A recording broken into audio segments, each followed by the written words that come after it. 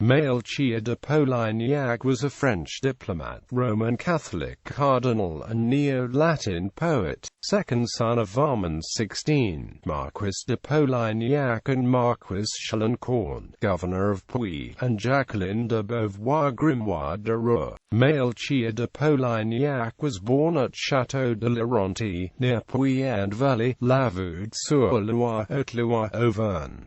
Education and early career. A precocious child, he was taken by his uncle to Paris, and installed in the Jesuit College de Clermont. At the appropriate time, he passed to the College de Harcourt, where, thanks to the misdirected efforts of a teacher who was an enthusiast for Aristotle, Polignac adopted the opposite view and became Cartesian. His thesis in theology at the Sorbonne discussed the kings of Judah who had destroyed the high places. He was either prescient, or aware of discussion around Louis XIV, which led in 2 years to the revocation of the Edict of Nantes and the removal of the Huguenot high places. He had somehow attracted the patronage of the Cardinal Emmanuel de la Tour d'Auvergne de Bouillon, who took Polignac with him when he went to Rome for the conclave following the death of Pope Innocent XI on August 12,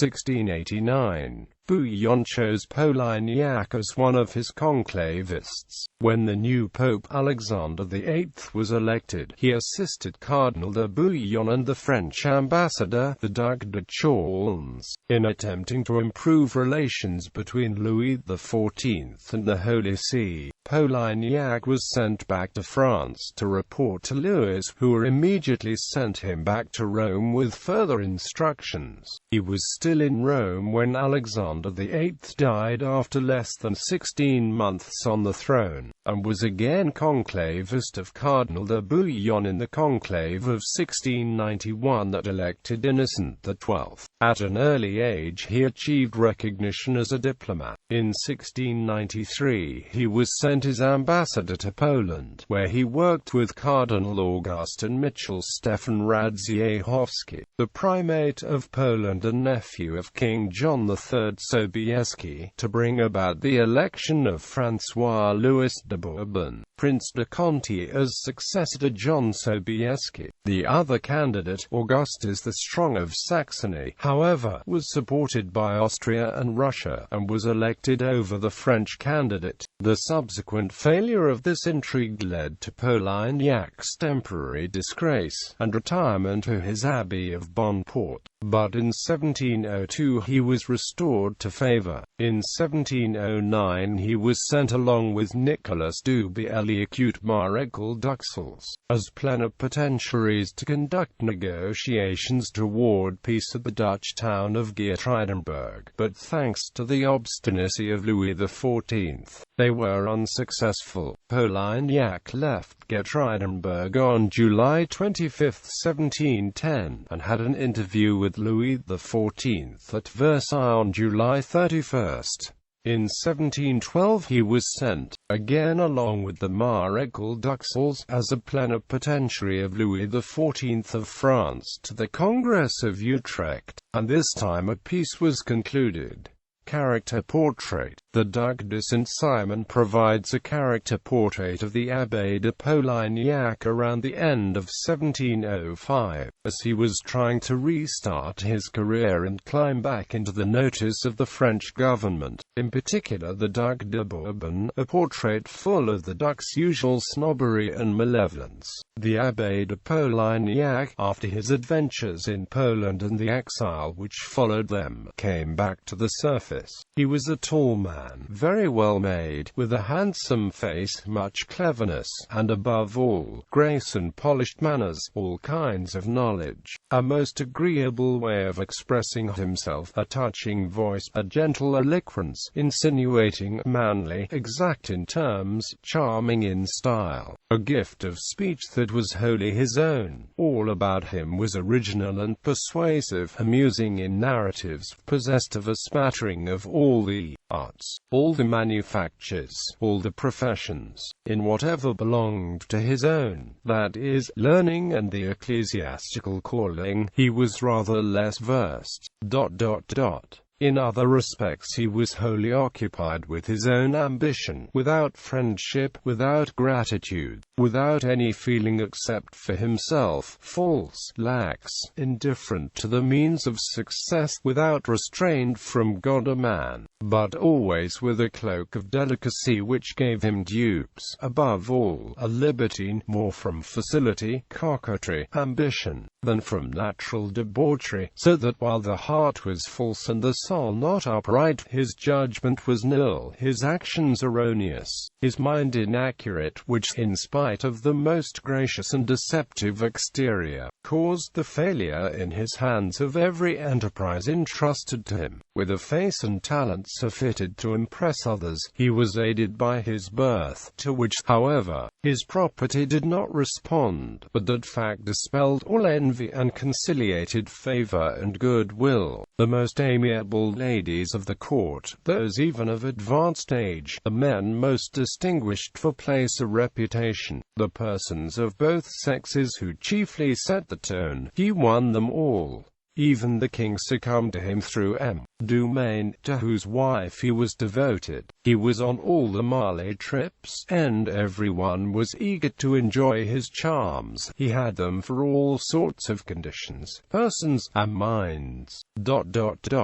Literary prestige. On May 26, 1704, Abbé de Polignac was elected to the Académie Française, to the seat once held by Bossuet. His inauguration speech survives. In 1715 he became a member of the Académie Royale des Sciences, and was its president several times. In 1717, he became a member of the Académie des Inscriptions et Belles Lettres. He left unfinished a refutation of Lucretius, written in Latin verse, mostly during his first exile, and published after his death by the Abbé de Rodelin. Ironically, Lucretius' poem, De Rerum Natura, had also been left unpublished at his death, and was published through the efforts of Cicero. Polignac's poem was very popular in the 18th century and translated several times. For example, Jean-Pierre de Bougainville translated it into French prose in 1749, and François-Joseph Bérardier de Batat translated it in French verse in 1786.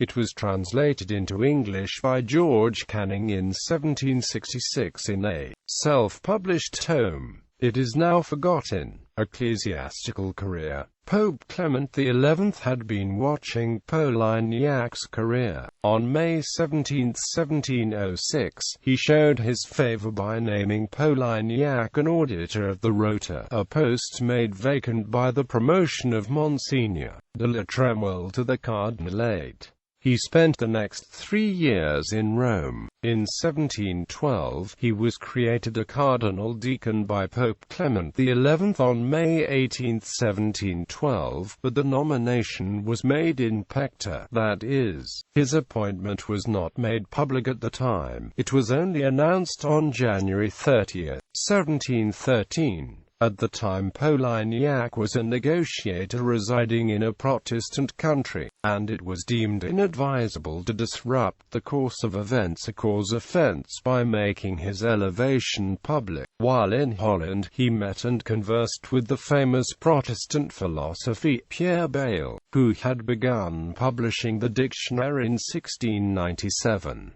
Once the peace was concluded, he was presented with the red biretta at Versailles by Louis XIV on June 6, 1713. He did not go to Rome for the induction ceremonies, and thus had no deaconry assigned to him for many years. He did not attend the conclave of April to May 1721, which elected Innocent XIII, having been forbidden to travel to Rome by the French regent, Philippe d'Orléans. But he was present at the conclave of 1724, though he made a very late appearance on April 23. After the conclave had been in progress for 7 weeks, he was eligible to participate, since he had finally been ordained deacon and priest on September 8 and September 19 of 1722, by Monseigneur Pierre Sabatier, the Bishop of Amiens.